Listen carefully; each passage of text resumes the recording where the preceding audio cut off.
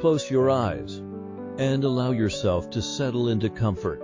Breathe in slowly and let the weight of the day fade away with each exhale.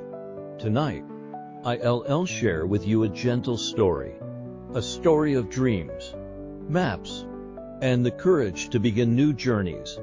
As you listen, let each word guide you into stillness, like waves against a quiet shore, softly carrying you toward rest. This is the Mapmaker's Daughter, a bedtime story to soothe your heart, calm your mind, and guide you gently into sleep. In the coastal town of Millhaven, where salt air mixed with the scent of old paper and ink, lived a woman named Iris who had inherited something extraordinary from her father, not gold or land, but thousands upon thousands of maps. Her father, Theodore, had been the town's beloved mapmaker for 40 years.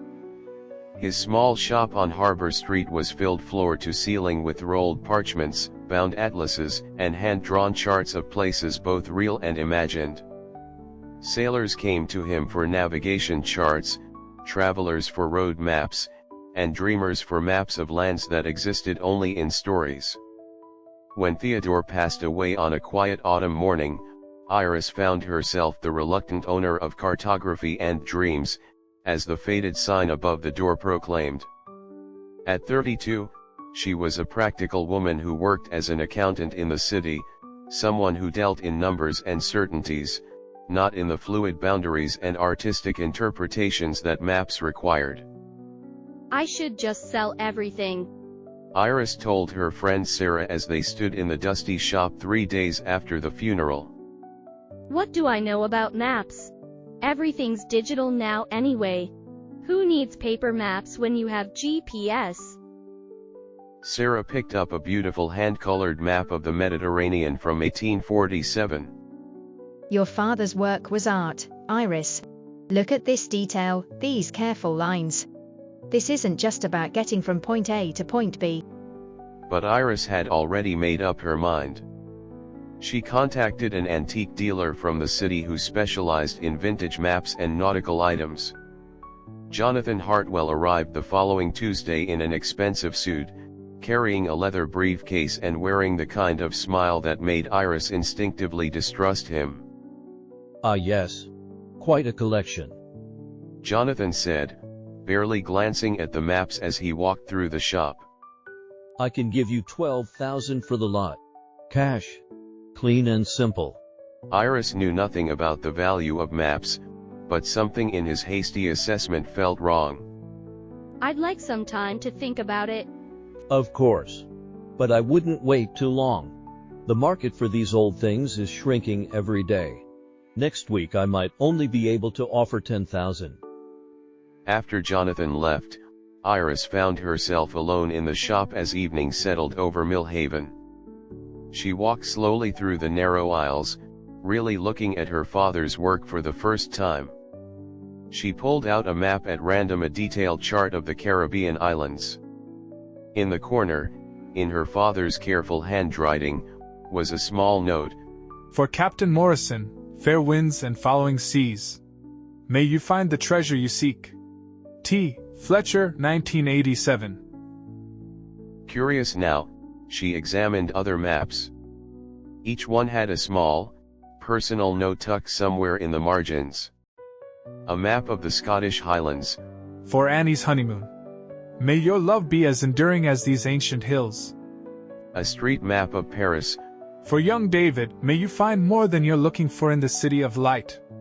Map after map revealed the same pattern. Her father hadn't just been selling navigation tools, he had been helping people chart their dreams, their hopes, their most important journeys. Each map was a story, a wish, a blessing sent out into the world. As she read these notes, Iris began to remember things she had forgotten. She remembered being 7 years old, watching her father bend over his drafting table with a magnifying glass, carefully inking the tiniest details on a map of New Zealand for a couple planning to emigrate. She remembered him explaining to her that maps weren't just about showing where things were, but about showing people where they could go. Every map tells a story, little Iris. He had said. And every person who takes a map from this shop is about to write a new chapter in their own story. The next morning, Iris called the antique dealer and told him she had decided not to sell. Jonathan was not pleased. You're making a mistake. That old shop is a relic. No one wants paper maps anymore. But Iris had already decided what she was going to do. She took a leave of absence from her accounting job and began learning her father's craft. She found his old journals, filled with notes about cartography techniques, about different types of paper and ink, about the history of the places he mapped. More importantly, she found a list hundreds of names and addresses of people who had bought maps from her father over the years. Many of the addresses were decades old, but Iris began reaching out anyway, curious about the stories behind the maps. Captain Morrison, it turned out, had sailed to the Caribbean and eventually settled in Barbados, where he ran a small sailing school. He sent Iris a photo of himself on his boat, the map she had found now framed in his cabin. "Your father's blessing came true," he wrote. "I found treasure, indeed a life I love, surrounded by the sea and teaching others to find their way." Annie from Scotland wrote back to say that she and her husband had indeed honeymooned in the Highlands, and that they returned every year on their anniversary. "We still have the map framed in our bedroom. It reminds us of where our adventure began." David, who had taken the Paris map as a young man, was now a successful chef who owned 3 restaurants in France. "I was so nervous about moving to Paris," he wrote. "But your father drew little hearts on all the neighborhoods where he thought I might be happy. I ended up living in one of those neighborhoods for 15 years. He knew me better than I knew myself." Story after story arrived. People who had found love, started businesses, discovered hidden talents, or simply found the courage to begin new chapters in their lives, all beginning with a map from Theodore Fletcher.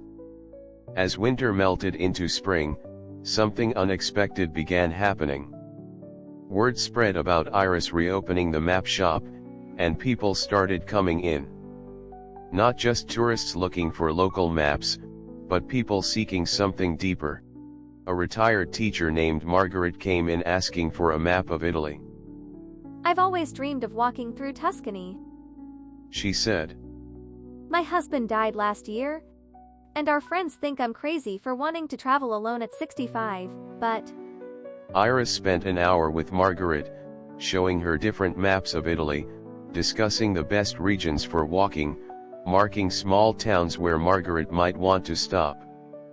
In the corner of the final map, Iris wrote her first note.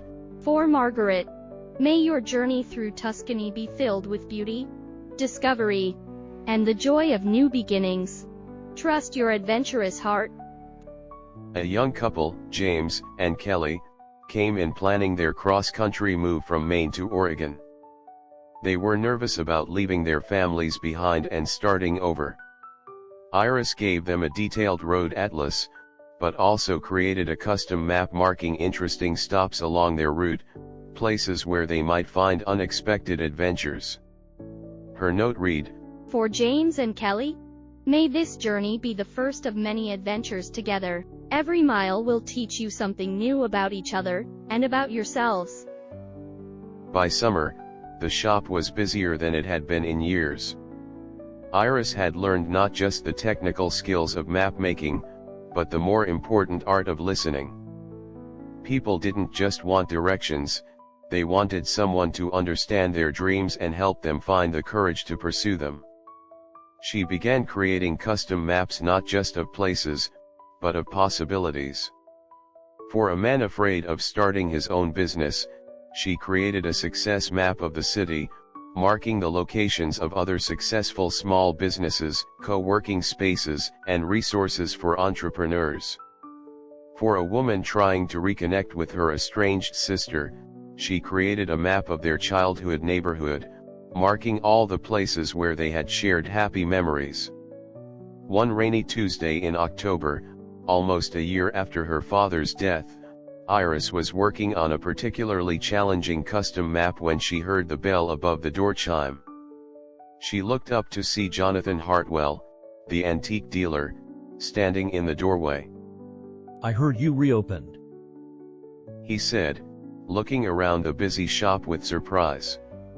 Several customers were browsing the maps, and Iris had a small stack of custom orders waiting to be completed. "I have to admit, I'm impressed, though I still think you could make more money selling the collection to collectors." Iris set down her pen and looked at Jonathan. You're right that I could probably make more money selling these maps to collectors. But then, they would end up in someone's private collection. Maybe locked away in a vault somewhere. Here. They're still doing what my father intended them to do, helping people find their way to their dreams. Jonathan picked up one of her custom maps, a hand-drawn chart of the local hiking trails, created for a teenager who was struggling with depression and had been encouraged to spend time in nature. In the corner, Iris had written, "For Sam, may these paths lead you to peace, strength, and the knowledge that every step forward is a victory." "You know," Jonathan said quietly, "I've been dealing in antiques for 20 years, and I've seen a lot of beautiful objects. But I've never seen anything quite like this art that's still being used for its original purpose, still changing people's lives." He set the map down gently. "I think your father would be proud." After Jonathan left, Iris sat alone in the shop as the rain drummed against the windows. She pulled out one of her father's old journals and found a passage she had missed before. The most important thing about being a mapmaker isn't the precision of your lines or the accuracy of your scales. It's remembering that every map you create might be the key that unlocks someone's courage. Every person who walks into this shop is already on a journey. They just need help seeing where they can go next.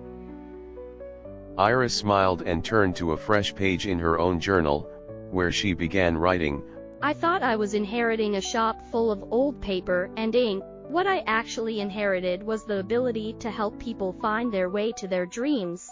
I thought maps were about showing people where things are. What I learned is that the best maps show people who they can become. As she wrote, the rain stopped, and the setting sun broke through the clouds, casting warm light through the shop windows onto thousands of maps, each one a story, each one a possibility, each one a small act of faith in human dreams. Outside, the town of Millhaven settled into evening, and somewhere in the world, people who had found their courage in a small map shop were living the adventures they had dared to dream of.